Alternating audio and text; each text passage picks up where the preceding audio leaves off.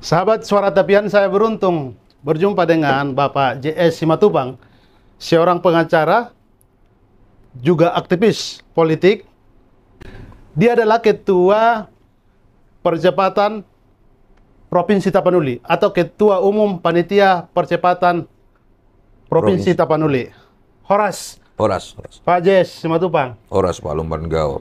Terima kasih sudah memberi ruang untuk Suara Tapian untuk berbincang-bincang. Kita mau gali nih, apa kira-kira spirit mendorong kembali dibentuk kepanitiaan ini? Baik, terima kasih kepada Suara Tapian yang sudah lama memang kita ingin bertutur sapa tentang kemajuan bangsa Batak. Spirit yang terjadi di dalam waktu yang 1 bulan ini, perihal untuk wacana apa itu yang disebut dengan Tapanuli. Jujur kita katakan bahwa para pendahulu kita, para putra-putra bangsa Batak, sudah ada perkumpulan yang disebut Presiden Tapanuli. Mengikut di zaman kemerdekaan ini, 20 tahun terakhir ini, menggiatlah keinginan para senior-senior yang dikomandoi oleh para putra-putra terbaik bangsa Batak untuk mendirikan apa yang disebut dengan Provinsi Tapanuli. Hemat kita, cita-cita itu sangat mulia dan luhur, yang tujuannya adalah demi kemajuan sektor kehidupan masyarakat bangsa Batak, khususnya yang ada di daerah Tapanuli.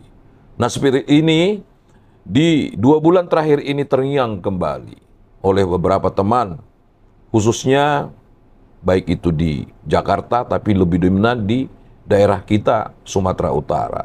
Sehingga beberapa komponen generasi muda, komponen generasi senior, kita berembuk dengan digital yang ada sekarang, sehingga kita mengadakan suatu benak kesimpulan, yuk kita berkumpul kembali, membuat strategi yang lebih mapan pada tanggal 8 Oktober kemarin di Medan. Kenapa juga kita lakukan di Antares? Karena tempat itu menjadi sejarah buat putra-putri senior kita yang menggaungkan Provinsi Tapanuli ini. Ada cobaan, sehingga cobaan itu harus kita obati dengan kembali berkumpul di Hotel Antares tanggal 8, yang luar biasa animo masyarakat bangsa Batak untuk ikut bergabung. Bahkan panitia yang kita bentuk dengan singkat sangat kewalahan.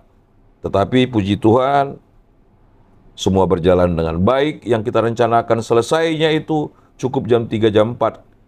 Bahkan mulai dari pagi sampai jam 19 masih beranjak kita di tempat yang sama untuk berdiskusi. Itu spirit yang paling utama untuk meneruskan cita-cita para senior dan penerus kita. Perjuangan Protap ini kan sudah lama, tetapi pusat belum menyetujui. Sebenarnya didorong kembali, ini hampir lebih 20 tahun diperjuangkan. Apa kira-kira sebenarnya urgensi harus diperjuangkan ulang begitu? Ya, artinya begini. Secara legalitas administratif, ya, pemekaran suatu kabupaten dan provinsi, khususnya Provinsi Tapanuli, sudah terlewati oleh para senior kita. Namun ada kendala ya di beberapa tahun yang lalu, 20 tahun yang lalu kurang lebih, dengan adanya moratorium dan kejadian yang tidak kita inginkan bersama. Nah, sehingga ini harus diteruskan. Jadi perlu saya beritahukan kepada teman-teman, khususnya para senior, ini tidak membuka event baru. Ini meneruskan perjuangan para senior. Sehingga di beberapa tempat kami katakan, atau saya wakili katakan, ayo kita bergabung bersama bagaimana moratorium ini bisa diaudit kembali oleh pemerintah untuk memberikan legitimasi. Saya kira berkas itu sudah diselesaikan para senior. Nah, kenapa pertanyaannya tidak sampai terjadi sampai sekarang? Itu kita boleh bertanya kepada diri kita sendiri sebagai putra Batak, sebagai bangsa Batak. Ada hal mungkin kalau disebut di orang Batak, hatop adongna binuruna, lambat ada yang ditunggu. Oke, lambat ada yang ditunggu, inilah menjadi momen buat kita bersama. Jadi saya minta kepada semua senior, semua rekan generasi, ayo bersatu, ayo bersama. Jangan saling menyalahkan lagi. Ya, jangan saling mengatakan saya yang bisa, saya lebih bisa, tidak. Ayo kita bersama. Ini mungkin salah satu kejadian peta politik di Bangsa Batak yang sehingga masih terbelenggu untuk ya, bagaimana kita bisa seperti Papua, bisa seperti Kalpataru, bisa seperti Kepri, yang notabene-nya itu dikeluarkan di masa moratorium ini. Sehingga saya berharap para senior yang bisa bergabung, yang tidak bisa juga bergabung, memberikan doa restu dan semangat untuk kita bersama. Kalau tadi penjelasannya memang 20 tahunan lebih diperjuangkan, ternyata ada insiden, kemudian Presiden SBY waktu itu moratorium. Artinya seperti di stop untuk pemekaran. Lalu sekarang di tangan Presiden kembali, apa yang harus dilakukan panitia ini agar Presiden di masa kepemimpinan Jokowi membuka kembali moratorium ini? Baik, terima kasih. Ini pertanyaan yang memang sangat serius dan mudah-mudahan para petinggi ini bisa memberikan justifikasi yang positif, memberikan penjelasan yang luar biasa penuh dengan kasih. Kami bersama dengan teman-teman, dengan para senior yang sudah berembuk kemarin tanggal 8, akan mengapresiasi pada tanggal 28 Oktober kembali di daerah Tapanuli untuk menyatukan visi dan membuat lembaran baru meneruskan perjuangan ini. Kami akan mengetuk pintu hati daripada pemerintah, baik itu yang ada di pemerintahan dan ada juga di DPR. Sehingga mereka melakukan suatu action yang tidak melanggar hukum, ya, untuk mencabut moratorium untuk Provinsi Tapanuli. Ketika moratorium tersebut dicabut, saya kira ini sudah tinggal bolanya di DPR yang diwakili oleh pemerintah untuk meminta DPR melakukan sidang kembali, percis seperti kebutuhan daripada Papua. Papua itu kan pemerintah yang minta demi kepentingan rakyat. Moratorium untuk Tapanuli juga dilakukan pencabutan adalah sektor kepentingan rakyat. Saya yakinkan itu. Apabila provinsi ini terbentuk, saya kira euforia perekonomian masyarakat Batak, bangsa Batak akan semakin bisa lebih ringan dengan kedekatan pemerintah ke tempat masyarakat hidup sekarang. Ini, jadi kami akan membuat surat resmi kepada pemerintah, Bapak Presiden, dan minta audensi yang tujuannya dengan cara elegan dan juga tidak melanggar aturan untuk melakukan sesuatu yang baik demi kebutuhan pencabutan moratorium ini. Tadi sudah dijelaskan Pak Jess bahwa kita berharap Presiden Jokowi, dalam hal ini Presiden Republik Indonesia, mencabut moratorium itu agar harapan atau perjuangan yang selama ini haus untuk dinantikan satu provinsi di kawasan Danau Toba itu terwujud.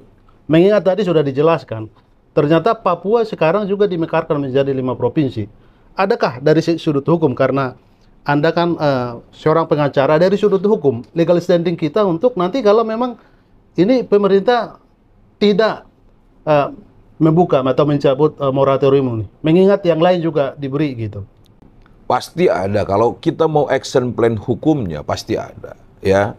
Karena memang moratorium ini bukan suatu peraturan, itu ampras yang tidak tertulis, ya, dan itu di zaman SBY. Jadi kebijakan apapun yang dilakukan oleh pemerintahan zamannya Pak Jokowi tidak melanggar hukum. Namun apabila ini tidak dilakukan, ya kita juga harus mengkaji, ya, karena jujur aja praktisi hukum di Bangsa Batak ini akan banyak memberikan kontribusi. Apakah memang yang terbaik harus melangkah upaya hukum?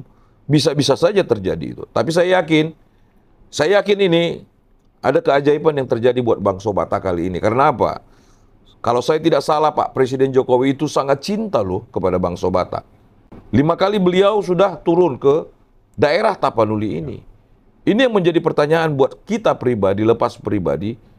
Pak Presiden sangat cinta kepada Bangsa Batak, bahkan sering memakai, ya, budaya Batak, etnik budaya. Dan Ibu, ada apa kecintaan ini kok kita belum diberikan SIM pencabutan moratorium ini? Saya yakin apabila Pak Presiden mendengarkan suara rakyat Bangso Batak ini tidak sulit beliau akan mengatakan, besok saya akan berikan. Itu ciri khasnya. Ya, jadi peluang Mas ini kepada teman-teman senior, kepada tokoh politik, tokoh pemerintahan yang dekat dengan Pak Jokowi, imbau dibisikin dengan santai kepada Pak Jokowi. Atau diberikan peluang tempat kami untuk membisikannya. Kami akan datang manortor kepada Pak Jokowi untuk memberikan sambutan, moratorium ini dicabut, diberikan legitimasi kepada Provinsi Tapanuli. Tanggal 8 kemarin kan Anda sudah resmi menjadi ketua panitia yang baru. Ya. Pertanyaan berikutnya, sebagai ketua panitia yang baru ini, apa kira-kira penggalangan yang dilakukan? Karena kami dengar juga bahwa grup yang baru dibentuk itu udah ribuan tokoh bergabung di sana. Tapi kan ada selama ini juga forum-forum atau komunitas yang juga berjuang untuk protap. Bagaimana agar ini solid, agar ini saling bersinergi begitu? Saya kira begini, setiap organisasi yang tujuannya sama, ini harus bersinergi. Saya kasih contoh misalnya Partai Golkar yang begitu banyak ormasnya, ya, sebagai daripada induk tujuan politiknya adalah Partai Golkar. Nah ini juga kita mau begitu. Ya, saya minta teman-teman, ayo bergabung. Siapapun paguyuban, siapapun relawan yang menginginkan Provinsi Tapanuli ini terwujud, ayo kita bersama. Bukan persoalannya saya menjadi ketua umum, yang lain tidak terpenuhi. Sama-sama ketua umum kita semua, tujuan kita sama. Ayo duduk bersama. Dan grup WA ini spontan kita minta ketuk pintu hati semua ya elemen Bangso Batak untuk bergabung. Tempo 2 minggu sudah mencapai lebih dari 1.000. Inilah animonya. Banyak ketua-ketua relawan yang selama ini ada mengkontak saya secara pribadi, saya ajak ayo. Dan kepada tokoh-tokoh yang kita kenal dan tidak kita kenal, kita hanya minta ayo kita bersama duduk, meminta ini kepada pemerintah, berbagai cara silahkan dengan cara yang masing-masing, asalkan tidak melanggar hukum. Kita juga tahu dulu, negara ini merdeka bukan hanya ada Jong Jawa, ada Jong Sumatera, Jong Sumatera Barat. Jadi tujuannya merdeka. Sekarang semua relawan, semua paguyuban, semua organisasi, ayo bersama menyuarakan kepada pemerintah dan kepada wakil-wakil rakyat yang ada di Senayan. Provinsi Tapanuli diwujudkan dan mencabut moratorium sehingga perekonomian sektor kehidupan yang disebut Tapanuli itu menjadi peta kemiskinan bisa kita hilangkan dalam waktu yang tidak begitu lama. Jadi ayo bersama, jangan a priori. Saya pun siap tidak menjadi ketua umum di sini. Yang penting cita-cita ini Terwujud. terwujud. Itu aja poin intriknya. Terima kasih kepada para senior yang ada di Senayan, para tokoh politik, baik juga oposisi yang sangat tendensius secara pribadi mendukung hal ini. Saya memang jujur, japri mereka semua secara pribadi. Saya tanya, berikan doa restu, berikan arahan, berikan petunjuk dan siap bergabung. Ketika mereka mengatakan siap bergabung, saya baru minta teman-teman, ayo dimasukkan ke grup. Saya sangat hormat, terutama kepada Bapak Luhut Binsar Panjaitan dan para wakasat-wakasat Pak Kornel Simbolon, Saudara Hinca Siburian, dan tokoh-tokoh lain, Bang Junifer, ada mantan Kapolda, Siregar, dan sebagainya, yang tidak saya sebutkan satu persatu. Bahkan dari kedutaan, Bang Ratlan Pardede, sangat ambisius memberikan, Bang Todung Mulia Lubis. Mulai di Hita, mari bersatu, mari berdoa, mari bersama, kita doakan Pak Jokowi. Mudah-mudahan hadiah sebelum Natal kita terima ID card Provinsi Tapanuli dari Pak Presiden. Dan juga saya sudah minta izin, doa restu dari Bang Ahmad Doli, Ketua Komisi 2. Saya minta arahan, minta nasihat, dan sebagainya. Dari Ketua Kosgoro, ya, dari Ketua Partai Politik, siapapun yang saya bisa japri, selalu saya minta 3 syarat saya minta arahan, minta doa, dan minta persetujuan untuk Provinsi Tapanuli. Saya dengar konsep yang diperjuangkan panitia ini top down. Ya. Apa kira-kira filosofi yang mendasari agar terwujud cita-cita ini? Jadi memang 2 persoalan selalu untuk mewujudkan suatu cita-cita. Satu itu yang disebut bottom up, yang kedua ada top down. Nah, kalau bottom up Provinsi Tapanuli sudah terlewati, sehingga terjadilah insiden yang 20 tahun yang lalu. Itu animo masyarakat. Nah, sekarang sebenarnya juga ini bottom up, kebutuhan yang menggebu. Tetapi karena sudah di moratorium, administrasinya sudah lengkap, cuma di moratorium, sehingga bolanya ada di tangan top. Tidak perlu lagi kita melegitimasi bagaimana meminta pendapat bupati, DPRD, dan sebagainya. Tidak. Bolanya ini sudah top. Apabila pemerintahan meminta kepada DPR, CQ Komisi 2, untuk ini dilakukan penelitian administrasi yang sudah ada di tangan mereka, tidak ada lagi masalah. Sehingga ini sudah tergabung bottom up dengan top down-nya. Cuma actionnya sekarang ada di tangan top down-nya untuk melegitimasi ini. Pak Jes, ada juga pendapat begini.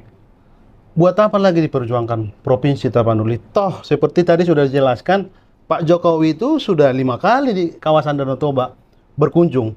Artinya pembangunan dari pemerintah pusat sudah nyata di kawasan kita begitu. Termasuk selama ini perjuangannya kan karena kita sulit terjangkau. Sekarang sudah ada bandara internasional di kawasan kita begitu. Kira-kira apa lagi begitu? Apa pentingnya, urgensinya sebenarnya harus ada provinsi? Jadi pertanyaan itu bisa disimak dengan indah, tetapi bisa dikatakan lebih makin menyempit nanti kita berkarya di demokrasi dan kebutuhan masyarakat kita. Kita kasih contoh, Papua dengan jumlah penduduk yang sekian, dengan luas yang sekian diberikan sudah 5 provinsi. Sumatera Utara sekarang ada kurang lebih 23 kabupaten dalam satu provinsi, kalau saya tidak salah. Bayangkan seorang gubernur memimpin 20 lebih kabupaten. Bagaimana dia bisa mengakuisisi kebutuhan masyarakat? Bahkan di Humbahas itu, ada rakyat yang tidak mengenal bupatinya. Rakyat itu ketemu camat dan kepala desa sudah syukur. Nah, ketika pemerintahan jauh kepada masyarakat, terimplikasi kebutuhan masyarakat itu, dia bisa tidak tahu. Saya kasih contoh satu. Di kampung saya, Humbahas, ada beberapa tempat 77 tahun merdeka belum ada listriknya. Ini kan luar biasa. Ini akibat kedekatan pemerintah dengan rakyat jauh. Hemat saya. Toh anggaran itu ada kok. Ya, di baru-baru ini di Parangtrinan begitu juga. Nah, inilah implikasi teman-teman, kebutuhan pemekaran itu dibutuhkan. Ya, Provinsi Tapanuli sangat jauh jangkauannya. Kita boleh tanya sekarang gubernur deh. Dia berapa kali mengunjungi seluruh kabupaten ini dalam tempo 5 tahun. Apa yang dia ketahui dari 23 bupatinya? Bagaimana dia bisa mendekatkan diri lagi kembali kepada camat? Bahkan mungkin belum tentu dalam 5 tahun itu seorang gubernur bisa mengetahui berapa kepala desa yang aktif dan tidak aktif. Jadi saya yakinkan di era demokrasi yang sekarang sangat bijak, di arah pengembangan ekonomi yang sangat terbuka, kedekatan pemerintah kepada rakyat itu memicu perekonomian itu bisa dikerjakan lebih bijak. Kita kasih contoh Pak Jokowi. Bagaimana dia turun ke lapangan sehingga pembangunan itu berjalan. Kita bisa tahu pembangunan pemerintahan sekarang sangat begitu lancar. Kita nggak tahu duitnya dari mana. Tapi itulah kelebihan dan kebijakan. Seorang pemerintah bisa dekat dengan rakyat, ekonomi akan terkontrol dan bisa dirasakan oleh rakyat bahwa dia punya pemimpin. Jangan rakyat itu merasa kehilangan itu. Itu yang kita inginkan sekarang sehingga Provinsi Tapanuli menjadi bagian. Seyogianya Tapanuli bukan Provinsi Tapanuli saja hemat saya. Provinsi Sumatera Utara paling tidak 2 atau 3 provinsi sudah bisa berdiri. Ya, Nias, Sumatera, bagian Tapanuli Tengah atau bagian Simalungun. Ini harus dikaji. Kita jangan a priori dengan pemekaran ini sepanjang itu untuk kebutuhan perekonomian masyarakat di Sumatera Utara. CQ apalagi Tapanuli. Saya dengar sejak tanggal 8 bulan ini, Oktober, resmi panitia ini dibentuk dan ada rangkaian tanggal 28 Oktober ada deklarasi. Yeah. Mengingat tanggal 28 Oktober itu kan Sumpah Pemuda. Yeah. Bagian dari sejarah kita. Apa kira-kira pesan moral di deklarasi itu? Karena saya dengar juga akan mengumpulkan massa begitu. Iya, terima kasih Suara Tapian. Implikasi dan keterusan daripada perjuangan tanggal 8 ini dengan teman-teman sebagai panitia percepatan ini, kita cetuskan kita di Hari Sumpah Pemuda tanggal 28 di Tapanuli, kembali kepada tetap bicara Dalihan Natolu. Kita akan berbicara Dalihan Natolu dengan pas pada Hari Sumpah Pemuda, dengan semangat muda untuk mengikarkan permintaan ini kepada pemerintah. Dan di situ kita akan tanda tangan semua berkas yang akan kita kirim kepada Pak Presiden, pada Pak Wakil Presiden sebagai Ketua Pemekaran Otonomi, dan semua institusi pemerintah. Dan di situ kita akan kembali membuktikan bahwa Tapanuli tidak bisa lepas dari budaya Batak, Dalihan Natulu. Saya sudah minta pendapat beberapa orang tua, mungkin kita akan margodang sabangunan di situ. Ya, kalau sempat nanti mengangkat Horbo, supaya memang benar-benar keresidenan dari cikal bakal Provinsi Tapanuli bisa terwujud. Kami minta para pengurus gereja, Bapak Eporus dari Protestan manapun, Bapak Uskup, untuk ikut serta memberikan doa restu dalam acara tanggal 28 yang semangat kepemudaan ini menjadi acuan. Karena orang Batak ini walaupun umurnya tua, semangat mudanya selalu timbul. Itu permintaan teman-teman dan bahkan permintaan para orang tua supaya tanggal 28 itu yang cetusan ending daripada permintaan kepada pemerintah. Mudah-mudahan sebelum tanggal 28, saya dengar Pak Jokowi akan turun ke sana. Tiba-tiba dia dengar, sudahlah, kalian pesta hora aja, pesta horbo aja. Nih saya tanda tangan ini nih, untuk legitimasi top down Provinsi Tapanuli. Jadi gongnya tanggal 28, lalu surat berjalan ke Presiden. Iya. Oke. Ini pertanyaan terakhir atau semacam kira-kira himbauan dari Pak Jess sebagai Ketua Panitia ini. Kira-kira apa pesan untuk masyarakat Batak agar perjuangan ini terus kita perjuangkan bersama dan terwujud begitu? Iya, sebagai kesan dan pesan kepada bangsa kita, bangsa saya, bangsa kita sudi. Mari kita buanglah sikap-sikap yang disebut hotel itu. Boleh curiga tapi curiga positif.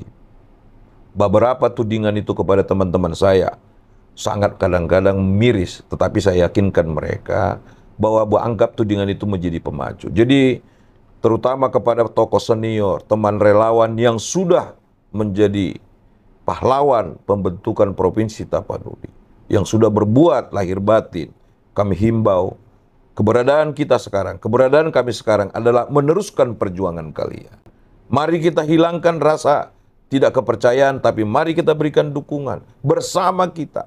Kita saling berdoa semampu kita untuk mewujudkan cita-cita ini. Inilah tujuan. Tidak ada di sini tujuan politik. Saya bukan orang partai politik, tapi saya aktivis politik, tidak. Tetapi harus juga ikut politik supaya Provinsi Tapanuli ini. Mari kita doakan khususnya para petinggi yang ada di pemerintah, khususnya yang ada di Komisi 2, dan khususnya seluruh bangsa Batak, tokoh Batak yang ada di Senayan untuk memberikan kontribusi, doa, dukungan, nasihat, dan yang lain-lainnya kepada pelaksanaan permintaan pencabutan moratorium dan top down untuk Provinsi Tapanuli.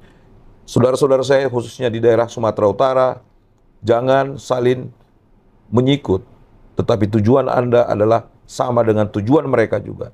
Tujuan saya juga. Walaupun kendaraan kita berbeda, Tapanuli itu tujuan mulia buat semua pun. Sehingga kalau itu sudah jadi, silakan itu dipegang oleh generasi manapun. Ingatkan, saya tidak ambisius menjadi apapun. Ambisius saya pertama sekarang ini adalah menginginkan Provinsi Tapanuli jadi provinsi. Itu saja. Lepas dari situ, kita serahkan kepada rakyat dan bangsa Batak. Mau lihat ya? Terima kasih Pak Jess. Demikian Suara Tapian, bincang-bincang kami dengan Bapak Jess Simatupang. Karena kami punya tradisi sekarang di Suara Tapian, setiap narasumber kami akan kasih buku. Pak Jess, kami akan kasih buku, ini buku dari Dr. Hulman Panjaitan, kebetulan kami yang mengedit buku beliau. Terima kasih Ya, atas waktunya. terima kasih. Terima kasih kepada senior saya Hulman Panjaitan. Good bless you. Ya, dekan UKI dan sekarang pembantu rektor kalau nggak salah ya. Ya, dan dekan anak saya juga kedua-duanya. Horas. Mantap, makasih Pak Jess.